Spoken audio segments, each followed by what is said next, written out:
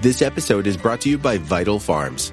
Isn't it bullshit to have to question where your food comes from? At Vital Farms, you can trace your pasture-raised eggs all the way back to the source, the pasture. On the side of each pasture-raised carton of eggs, you'll find the name of the farm where your eggs were laid. And when you look the farm up on their website, you'll get a peek at all the sunshine, fresh air, and open space the hens enjoy. Learn more and find out where to buy them at vitalfarms.com. Vital Farms, keeping it bullshit-free. This episode is brought to you by Klaviyo, the platform that powers smarter digital relationships. With Klaviyo, you can activate all your customer data in real time, connect seamlessly with your customers across all channels, guide your marketing strategy with AI-powered insights, recommendations, and automated assistance, deliver experiences that feel individually designed at scale, and grow your business faster. Power smarter digital relationships with Klaviyo. Learn more at klaviyo.com/Spotify. That's KLAVIYO.com/Spotify.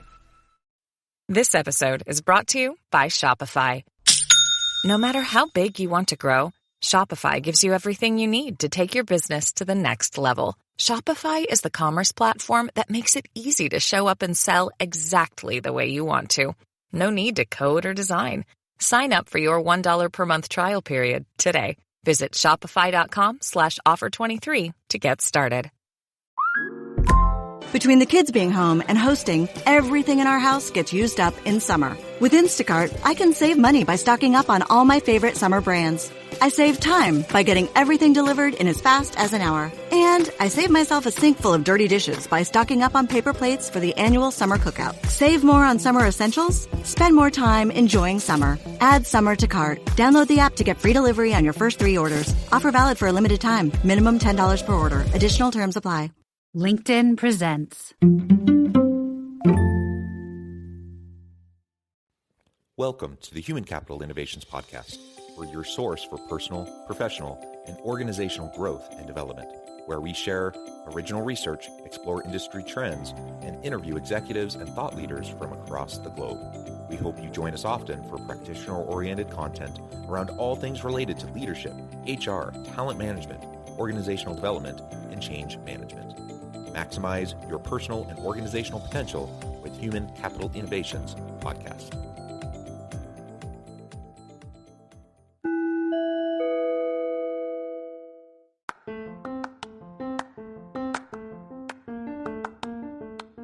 If you enjoy the Human Capital Innovations Podcast, enjoy ad-free listening by going to the Patreon page, and please consider contributing even at the producer or sponsorship level. And please leave a review. Thank you for your support.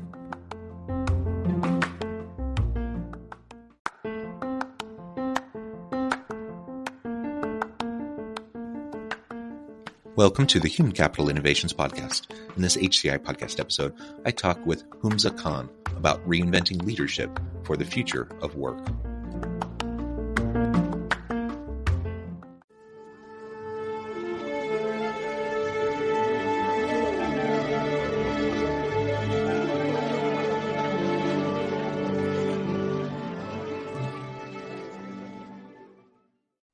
Hamza Khan, welcome to the Human Capital Innovations Podcast. Dr. Westover. Sorry, John. Thank you so much for having me. It is a pleasure to be with you. I believe you're joining us from the New York area, aren't you? You got it, sir. From Hell's Kitchen. Wonderful. And I'm south of Salt Lake City in Utah. We are getting dumped on currently. It's the winter that never ends. It's a record year. I think some of the snow resorts have received like 800 inches of snow this year so far. No way. It's still coming, which is good because we've been in drought like much of the West. And so all of the water is really good and important to replenish the reservoirs and everything. But man, my goodness, we woke up this morning and it felt like Christmas. So hopefully it's getting a little warmer there in New York. It's a strange, dark upside to global warming over here. We never really had a winter. How are things in Salt Lake City in May? It's usually beautiful, very lovely. Okay. By this point in time, it's usually, nice and spring and blossoms, and it's going to be a bit delayed this year. So we'll see. All right. I'm going to be heading there right after a short trip with my niece to Disneyland, to Salt Lake, to speak at a conference, the AICPA and CIMA conference. So I think I'll be appropriately clothed. Yes, and perhaps you'll still have some great skiing even in May. We'll see. Love it. Looking forward to it. Okay. Well, it's a pleasure to have you. Today, we're going to be Thank you. talking about reinventing leadership for the future of work. And I'm super thrilled to explore this topic with you. It's one that I'm passionate about as well. As we get started, I wanted to share Hamza's bio with everybody. Hamza Khan is a best-selling author and global keynote speaker whose TED Talk, Stop Managing, Start Leading, has been viewed nearly 2 million times. He is a top-ranked university educator and respected thought leader whose insights have been featured by notable media outlets such as Vice, Business Insider. Hamza is trusted by the world's preeminent organizations to enhance human potential and optimize performance. His clients include the likes of Microsoft, PepsiCo, LinkedIn, Deloitte, Salesforce, TikTok, and over 100 colleges and universities. As the co-founder of Skills Camp, a leading soft skills training company, he is on a mission to empower organizations to thrive in the future of work. From Fortune 500 boardrooms to international conferences, he regularly shares actionable insights on the topics of leadership, resilience, and productivity. I think all of that is tremendous. Thank you again for joining me. Anything else you would like to share by way of your background or personal context before we dive on into the conversation?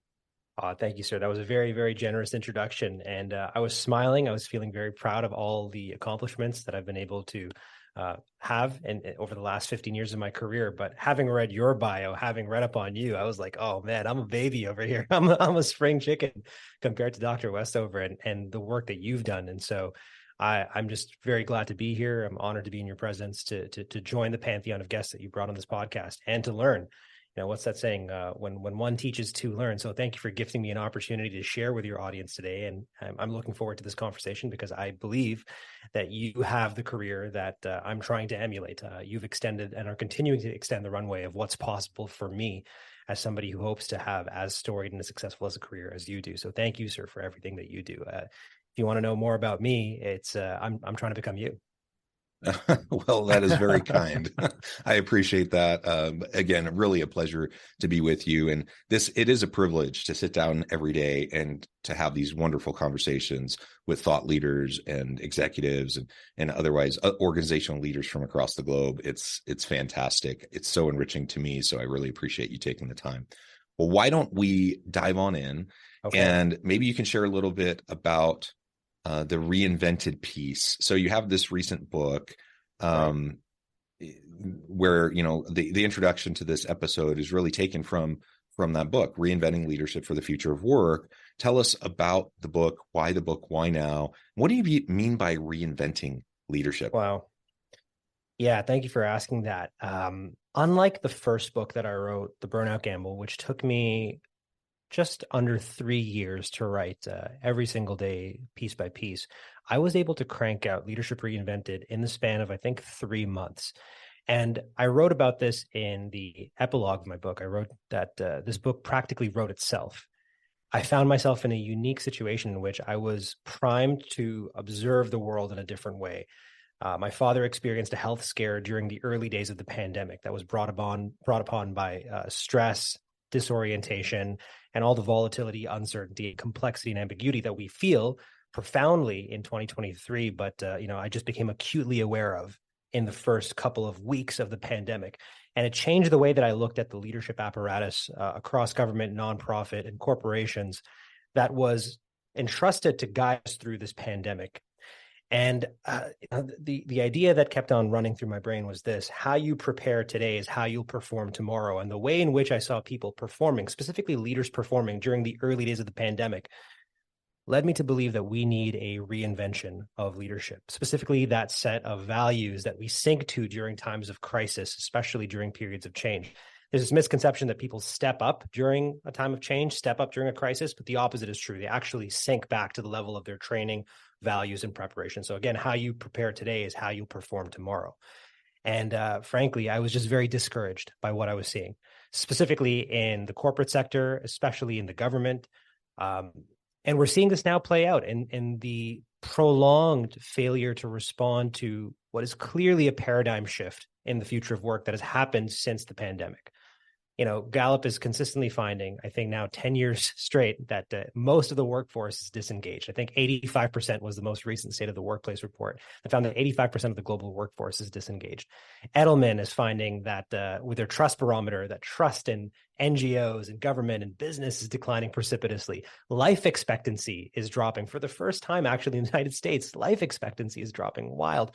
Inequality is growing. Workplace stress-related illness, injuries, and fatalities are on the rise. I mean, I could go on. And, John, I'm preaching to the choir over here, but I've walked away from this experience having watched leaders stumble through their pandemic, that the world of work isn't really working for most people, including leaders. Yeah. So this book was very much written as a call to action to distill my thoughts, to organize my thoughts around this, and to help us create a new system that we can sync back to during times of stress and change that will inevitably happen. One that is profoundly human-centric, pro-social, as opposed to the styles of leadership. And I use the word leadership loosely over here. We're talking about management specifically that people sync to, that are remnants of the first and second industrial revolution, namely the Theory X style of management, dominance-oriented leadership, and so on and so forth. Yeah. And I really like how you highlighted how we tend to sink down to our base level of competency and skill in times of crisis. So sometimes we do point to glowing examples, and there were some. I mean, there were lots of bad examples during the pandemic, but there were some glowing examples too. And we really pointed to those, and we say, look, these people rose to the occasion. I'm not so sure they rose to the occasion. It's just the occasion allowed for the spotlight to be on them for how good they are always, right? Yeah. But what really happened is, in so many cases, leaders just weren't up to the challenge at all, not even remotely. And then you see all of the negative things that were happening during that time. And as you said, it's not just early days of the pandemic that people were floundering. I mean, it's still today, and we're still looking, trying to figure out how to staff organizations when the whole attitude around work and flexibility and everything like that has shifted for so many people. The psychological contract has shifted. People just want different things, and yet many of the old school leaders, quote unquote leaders, like you said, more like managers, they want things to just neatly go back to the way they were before, and that's just not the world we live in. And John, on that note, I'd love to ask you, because this is the question that I get asked the most when I do workshops and training. I'm always asked what advice I would give to organizations, specifically leaders that are insisting on their knowledge workers returning to a Monday to Friday, 9 to 5 mandated work week, I should say. And I find that I'm pulling my punches and not saying what I truly feel. I don't know why I feel like this conversation with you is emboldening me as somebody that is thinking about this to a degree that I hope to have that level of sophistication and vast foresight and insight and even wisdom about this. So I'm curious to know, John, not to put you on the spot here, but I know you're being asked the same question as well. How have you been guiding leaders?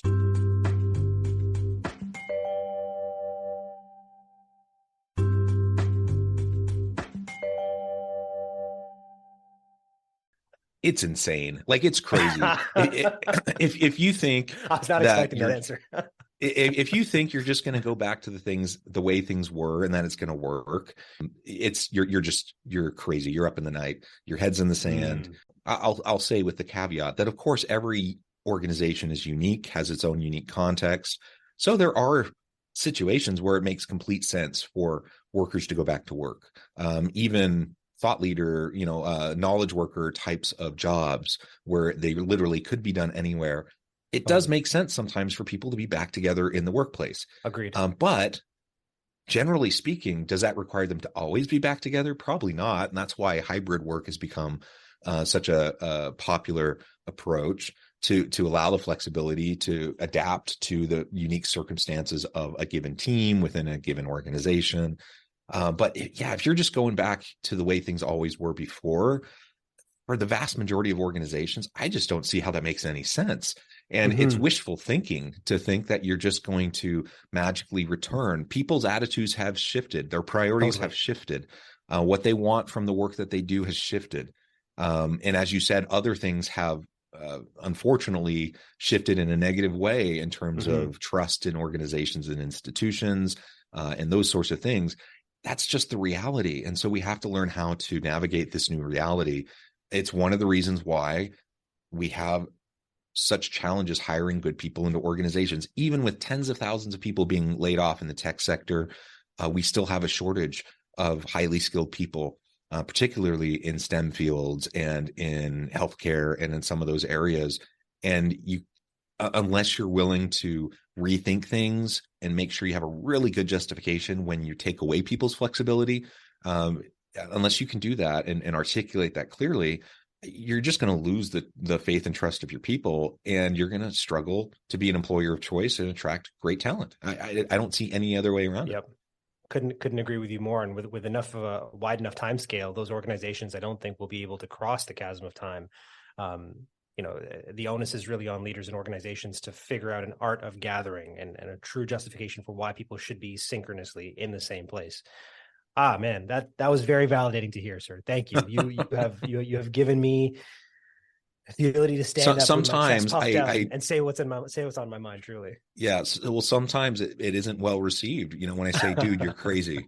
But sometimes people need to hear it, because sometimes you just need a little bit of tough love, and for someone to actually give you a reality check. And I have seen some leaders who, they're wading into it and they're kind of hesitant, but they're kind of feeling it out. Those aren't the people I'm talking about. I'm talking about the people that are full on retrenched, really trying to, argue for a return to the good old days. And that's just insane. That's insanity to me. And, perhaps at risk of never being asked by Amazon to do any work with them, I was most surprised by Andy Jesse's email, which had no qualification whatsoever for his desire to get people back into the office. He was just layering that email with platitudes like, I feel like we do better work when we're in the office. I'm like, well, sir, show me the stats, because I can show you MIT Sloan reports. I can show you McKinsey reports, differences in workplace dimensions related to well-being. Like, what are we talking about, Andy? So I sometimes try my best to assume ignorance before I do malevolence, but I can't help but wonder if some of these leaders are using this as an opportunity to shake things up in their organization and get rid of some talent. Maybe. I don't know. I think that's definitely part of it for some organizations. It's a great catalyst point. It's an inflection point for organizations, and it's a good way to sift. Now, we could argue all day long whether or not we think it's an appropriate mechanism for sifting, or whatever. But I do think that's probably why many organizations are going about, this kind of. And it's unfortunate, because I believe that how you do one thing is how you do all things. And so if that's the, sort of unethical way that they're going about sifting, it's very, it's antisocial. It's not in the best interest of employees. Although that could be argued, but I agree, and I think way to do things. Yeah, and I agree, and I think one of the things we clearly know by now, with the research that's been done, is that flexible work arrangements disproportionately positively impact, minorities, people of color, women, etc. And the opposite is true. So when you force everyone to go into the workplace physically, then you disproportionately negatively impact those same populations. And so you better have a good justification for it. If you don't, then whether it's your intent or not, then you bring into question equal employment opportunity, and discrimination and all sorts of things, which, even if it doesn't cross the legal threshold of, something that you could get sued for, it definitely raises, it's a moral question, and it's an ethical question for sure. That's fascinating. I never actually thought of the mandated return to work as an equity issue, but you're absolutely right. For the CEO who bought their house in 2003 to insist on everybody coming back to the downtown core when people have been priced out is truly an equity issue when you think about it. Wow. Yeah. We're so like 5 minutes in and my head is spinning already. This is wild. It's just another layer to all of this, right? And so, as you talk again in your book about reinventing leadership for the future of work, we just have to take into account the new realities. Obviously, there's all sorts of disruptive technologies that are allowing us to more effectively than ever work remotely or work in hybrid fashion. It's one thing if 10 years ago someone would said, I really insist that everyone be together physically in the workplace so we can be productive.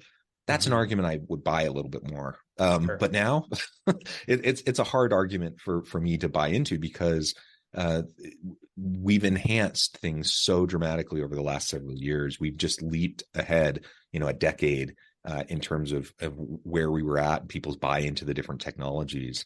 And so at this point, you better have a really good justification for it. The part of the challenge I think that many old school leaders are facing is they just don't know how to lead or manage in this modern world of work with people working remotely, because their style required them to have control. Their style required them to wander around the office, to do visual check-ins, and just optics, right? Yeah. The optics and the personal presence. All of that was really important to their style. And now they're like, I don't even know what I'm supposed to be doing. I don't know how to hold people accountable. I don't know what they're doing. And so in many cases, even those who have allowed for remote work to continue, they've put in place all of these ridiculous monitoring protocols so they can still see what everyone's doing all the time. And that's just not what people want. It's not, if we talk about the negative impacts of micromanaging, same applies if you're not together physically. If you're remotely and you're still being micromanaged because your keystrokes are being monitored and you're being checked in on multiple times a day, that's not the type of environment people want to work in, where most people will thrive. Exactly. And you had a wonderful episode that I just listened to actually this morning on psychological safety that I would encourage listeners who are just tuning in for this episode to go back and listen to that. I can't remember the name of the guest that you had on, John, but fantastic episode. You're absolutely right. And I'm fascinated and obsessed with why leaders behave this way, especially during times of crisis and stress. And I think so much of it has to do with fear. The fear of a loss of resources, the threat of a loss of resources or insufficient reward following a gain in less resources. And that's actually not my own idea. That's the Stephen A. Hopfall conservation of resources theory. And so when that happens, then counterproductive workplace behaviors start to set in within the leadership and across the organization. People become more protective and the organization becomes more closed. And then you know this better than anyone else, Dr. Westover, the Katz and Khan open and closed system theory. Basically, a closed organization is one that's not engaging with the world around in any meaningful way. And as a result, the nucleus, the core of the organization, festers. And so organizations, specifically leaders, need to become more open and do the counterintuitive thing during a time of change, to actually talk to your employees, to talk to your customers, to talk to your friends and family, and get as much information as possible versus making decisions in a silo. And I think one of the unfortunate decisions being made in the silo right now is whether or not to come back into the office. I was part of these conversations in the last organization I was with. We would just sit, the four of us in a leadership team, and just talk about people that weren't at the table. We're making decisions about people that weren't at the table. And so that was frustrating. And I'm seeing this happening at scale. And I think, again, how you do one thing is how you do all things. And so if that's the MO in the organization to make decisions about us without us, then that to me is indicative of the organization being closed, which then introduces a whole host of other problems.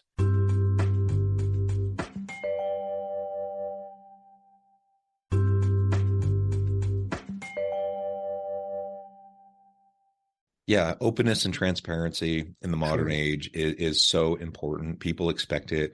It's one of the reasons why trust has gone down in institutions and in organizations, because they just don't see. And it doesn't mean that leaders have nefarious purposes or nefarious agendas, or that they're ill intent or anything like that. Like, it doesn't mean all of that necessarily, but that's what people assume when things are closed off. And so you just have to recognize, your tendency might be to close things off, to be self-protective in times of crisis. And really what you need to do is you need to be more open, more transparent, talk to more people, listen harder, and that will serve you very well.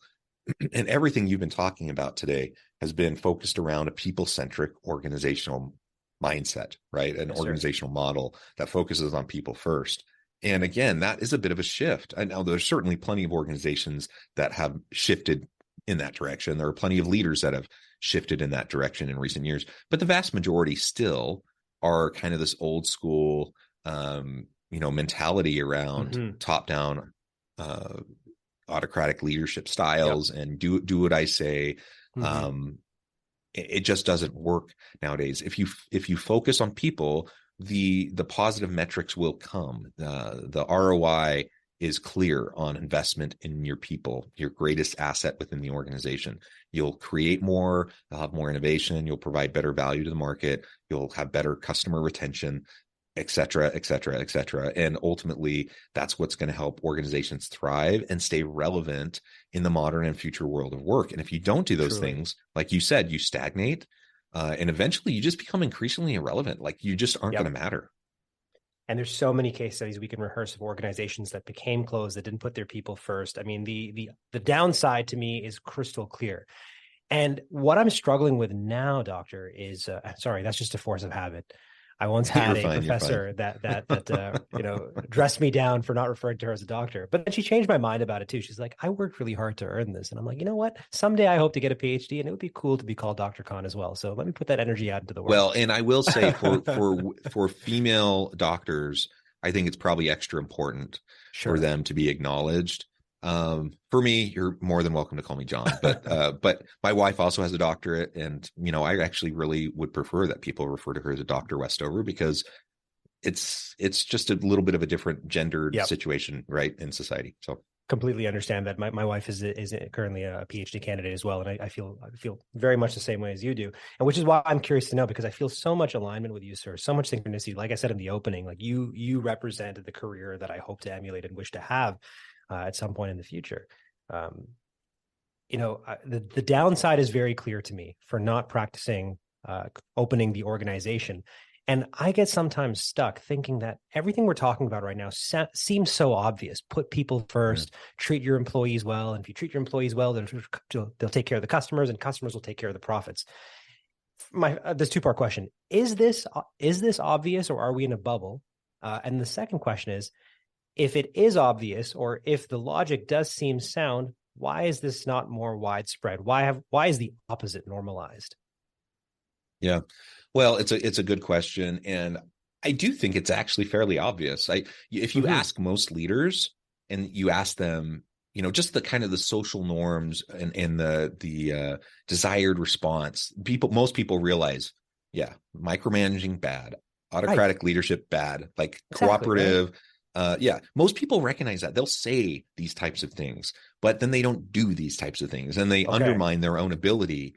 And it's not rocket science. It's not super complicated. I think most people tend to kind of recognize it, but where the rubber meets the road, when you find yourself in a moment of crisis, or you're feeling pressured by management above you, and you feel like the only response is to pressure the people below you so you can get the metrics, so you look good, blah, blah, blah. All of that puts the pressure on people. And the approach that we're talking about takes time. It takes persistence. It takes resilience, and you just have to be. There's no substitute for consistency over time. And in the short run, you might see worse results because you're not putting the screws to people. Yes, right. But in the long run, you'll foster greater trust. You'll foster greater accountability. You'll foster, people will just do more creative things because they're not being micromanaged, because they feel empowered. So in the long run, much better benefits. But we tend to be such a short-term oriented society that I think it's just harder for people, when push comes to shove. It's kind of, let me give you one quick example. Sure. Yeah. This is great. I'm a really slow typer. I'm not a great typer.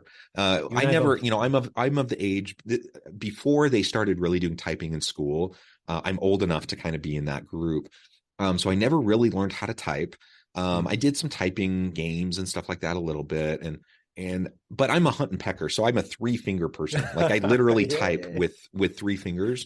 Now I know full well that I will be a much better, more effective typer if I will just practice 10 minutes a day, for a couple months. I'll be way better. Do I do it? No, I've never done it. I'm still a 3-finger typer. And I think it's the same thing for a lot of leaders. They know what they should do, but it requires a little bit of extra work in the short run that will pay long-term dividends. And they're just not willing to do it, or they have good intentions, but then they just fall back into bad habits. Wow. And this is where now you've helped me understand sort of where and why I'm holding back from saying the thing that I want to say. So I truly believe that while I'm there doing work, helping organizations, helping leaders, helping teams operate within a capitalist paradigm, I also have the heart of an activist. And I'm kind of hoping that this revolution goes to the full extent that it can go. And there's one big union that forms that's in the best interest of employees, but that's too much. And that's not going to lend itself very well to a thriving speaking, publishing career. I also believe, though, that change should happen from within. within. I think that we can try as much as we want to shout and make change from without. And I'm not discrediting the work of activists. Again, like I said, I truly have the heart of an activist. I find that I'm at my most persuasive when I can convince people to work within their frameworks. And it's so interesting. One of the models that I've been relying on recently to help inform my work and my research is the destructive leadership matrix, which basically tries to reconcile the tension between what's good for the employee and what's good for the organization. And that dichotomy, like, do you focus too much on the organization at the expense of the employees, and do you focus too much on the employees on the opposite side? Do you focus too much on the employees at the expense of the organization? And I was recently watching I think it's Howard Schultz, Starbucks, testify before Senate. And I was sitting there with that matrix, and I was just making notes in every quadrant of that. Like, hey, this is good for Starbucks. This is not good for employees. Okay, this is good for employees, but not good for Starbucks. And it was just fascinating to see that short-termism. I think he was trying to make decisions with the best of intentions for the shareholders of Starbucks. And as a shareholder of Starbucks, I'm like, I'm okay to not get a dividend for the next 5 years if you retool this company to be focused on employees, which is in the best interest of employees, customers, communities, and the planet. I'm okay. You don't owe me anything, Mr. Schultz. Just take care of your employees and we'll talk 10 years from now. But you're right, that short-term thinking is so hard-coded into the fabric of the workplace. So much so that I was surprised. I'm doing some research right now on B Corp and the evolution of B Corp and how that was a natural conclusion from ESG, and where did ESG come from? And I looked at CSR, the origins of CSR. And I know, Dr. Westover, you know this, so allow me to just explain how surprised I was as a very nascent researcher to find that the fundamental assumption in CSR is that profits come first. And I was like, oh no, like we've built this on such a shoddy foundation with the best of intentions, but profits should be a byproduct of taking care of your people. And this is the fundamental shift that I think needs to happen. And so it's validating to know that while this seems obvious, it gets lost in practice because of short-termism. Yeah. Hamza, this has just been a really fun conversation. I know at the time I'm going to need to let you go and get on with your busy day. But before we wrap things up for today, I just wanted to give you a chance to share with the audience how they can connect with you, find out more about your work, your team, where they can find your book, and then give us the final word on the topic for today. Certainly. And I appreciate how flexible you were with this conversation and answering my questions as well. It's felt more like a dialogue versus an interview. So thank you, sir, for being very generous. I have all of my links compiled for the listeners at hamzakhan.ca. That's HAMZA or ZA for my fellow Americans. HAMZAKHAN.ca. And the company that I'm building right now with my partner is Skills Camp. It's a soft skills training company, very similar to the organization that you are building right now, Dr. Westover. So much so that I sent the link. I was like, take a look. This is our North Star over here. Skillscamp.co, SKILLSCAMP.co. If you could take anything that I've said today and just distill it down to 3 words, put people first. Yeah. Well said. Thank you so much. I encourage the audience to reach out, get connected, find out more about what Hamza can do for you. Check out his book. And as always, I hope everyone can stay healthy and safe, that you can find meaning and purpose at work each and every day. And I hope you all have a great week. Do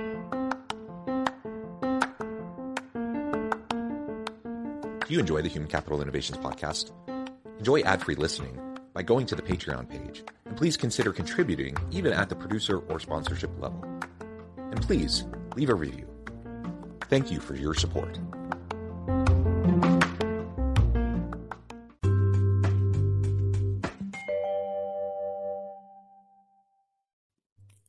Thanks again for joining us for this episode of the Human Capital Innovations podcast. I hope you stay healthy and safe and that you have a great week.